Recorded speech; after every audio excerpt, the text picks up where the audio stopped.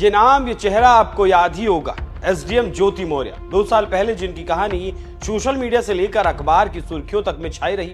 पति आलोक मौर्य के साथ इनका विवाद कई दिनों तक चर्चाओं में रहा था। अब एक बार फिर एसडीएम ज्योति मौर्य चर्चा में है। उनके पति आलोक मौर्य ने ज्योति के खिलाफ अदालत का रुख किया है और मांग लिया है मेंटेनेंस यानी गुजारा भत्ता। आलोक की अर्जी पर गौर करते हुए कोर्ट ने ज्योति को नोटिस भी भेज दिया।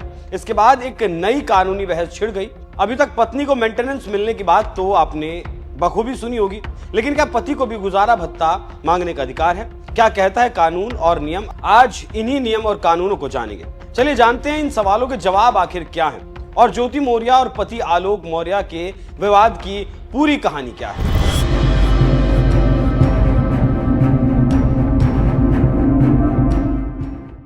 12 जुलाई 2025 एसडीएम ज्योति मौर्य के पति आलोक मौर्य ने इलाहाबाद हाईकोर्ट में एक याचिका दायर की। आलोक ने याचिका में कहा कि मेरी पत्नी पीसीएस ऑफिसर है, मुझसे कहीं ज्यादा कमाती है, जबकि मेरी आमदनी बेहद कम है। मुझे आजीविका चलाने में दिक्कत हो रही है, इसलिए वैवाहिक विवाद का केस जब तक चले तब तक मुझे अफसर पत्नी से गुजारा भत्ता दिलाया जाए। इससे पहले 4 जनवरी को आलोक मौर्य ने ही याचिका फैमिली कोर्ट में दायर की थी, लेकिन वहां ये याचिका खारिज हो गई। इसके बाद आलोक ने हाईकोर्ट का दरवाजा खटखटाया। इलाहाबाद हाईकोर्ट के डिवीजन बेंच ने इस मामले को सुना।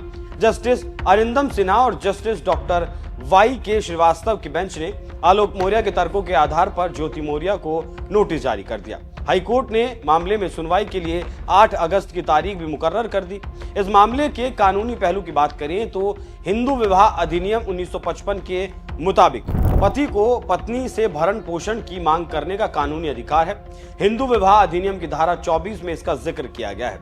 अगर कोई पति अपना खर्च चलाने में असमर्थ या पत्नी से कानूनी लड़ाई की फीस भी नहीं दे पा रहा, दोनों केस में पति को गुजारा भत्ता दिया जा सकता है। धारा 25 के तहत भी पति को गुजारा भत्ता और भरण पोषण का अधिकार है। भरण पोषण से यहाँ मतलब पत्नी या पति के बुनियादी जरूरतों को पूरा करने से है। इसमें खाना पीना, रहने की व्यवस्था, कपड़े और बीमारी का खर्चा शामिल होता है। इन आधार पर तय होता है गुजारा भत्ता। लीगल एक्सपर्ट्स के मुताबिक अगर पति पत्नी के बीच कोर्ट में तलाक या अलग रहने का केस चल रहा है तो इस सूरत में पति या पत्नी कोई भी गुजारा भत्ता मांग सकते हैं। इसके लिए देखा जाता है कि दोनों में से आर्थिक रूप से कौन ज्यादा सक्षम है और कौन कम सक्षम है। इस दौरान कुछ पॉइंट्स पर गौर भी किया जाता है, जैसे पति या पत्नी की कमाई कितनी है, जिसे गुजारा भत्ता दिया जाना है उसकी मांग क्या है, मेंटेनेंस देने वाले के पास कितनी संपत्ति है, दोनों की उम्र कितनी है और नौकरी करता है या नहीं, परिवार में छोटे बच्चे हैं या नहीं, इनमें से कोई दिव्यांग या बीमार तो नहीं है। यानी पति और पत्नी दोनों की संपत्ति और दायित्वों को देखते हुए गुजारा भत्ता तय किया जाता है। वहीं अब सवाल उठता है कि क्या कभी किसी पुरुष को गुजारा भत्ता मिला है? जवाब है हाँ। मध्य प्रदेश के इंदौर में फैमिली कोर्ट ने फरवरी 2024 में पति के हक में फैसला सुनाया था। इस केस में कोर्ट ने पति को गुजारा भत्ता देने के लिए 5,000 की राशि तय की थी। इस केस में पति ने पत्नी की वजह से पढ़ाई छूटने और बेरोजगार होने का हवाला देकर कोर्ट में केस दर्ज करवाया था। उसने पत्नी की ओर से शारीरिक और मानसिक रूप से प्रताड़ित करने का आरोप भी लगाया था।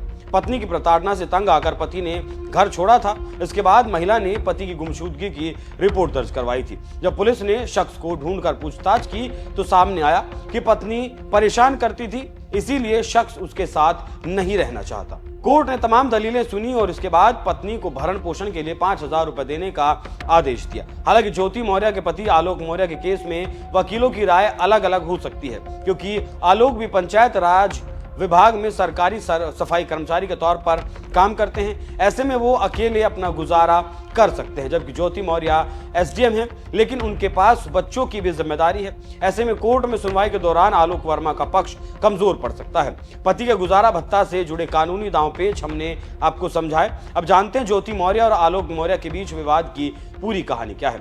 ये कहानी शुरू होती है साल 2009 से, जब आजमगढ़ के रहने वाले आलोक मौर्य का चयन पंचायती राज विभाग में ग्रुप डी के सरकारी कर्मचारी के तौर पर हो जाता है। इसके अगले साल 2010 में उन्होंने वाराणसी की ज्योति मौर्य से शादी कर ली। साल 2015 में ज्योति ने यूपी पीसीएस एग्जाम क्लियर कर लिया। 2015 में ज्योति 2 जुड़वा बच्चियों की मां भी बनी। कुछ साल बाद आलोक ने आरोप लगाया कि एसडीएम बनते ही उनका व्यवहार बदल गया। वो आलोक के परिवार के साथ भी गलत तरीके से पेश आती थी। आलोक का कहना था कि उसने प्रयागराज में पत्नी को पढ़ाया लिखाया, कोचिंग करवाई और एसडीएम बनते ही वो बदल गई। आरोप यह भी लगा कि पति पत्नी के बीच वो की एंट्री भी हुई। आलोक ने दावा किया कि ज्योति की नजदीकियां मनीष दुबे से बढ़ी, इसी के बाद उनके बिहेवियर में बदलाव आया। जवाब में ज्योति ने भी ससुराल और पति पर प्रताड़ना का आरोप लगाया। साल 2023 में विवाद इतना बढ़ गया कि दोनों ने फैमिली कोर्ट में तलाक की अर्जी दायर कर दी। इसी केस में आलोक ने अब हिंदू मैरिज एक्ट को आधार बनाते हुए अदालत का रुख किया और गुजारा भत्ते की मांग कर डाली। बहरहाल आलोक मौर्य की याचिका पर कोर्ट का फैसला को क्या होता है ये तो 8 अगस्त की सुनवाई के बाद ही पता चलेगा। तब तक के लिए आप इस मामले को कैसे देखते हैं, अपनी राय हमें कमेंट कर जरूर बताइएगा। नमस्कार।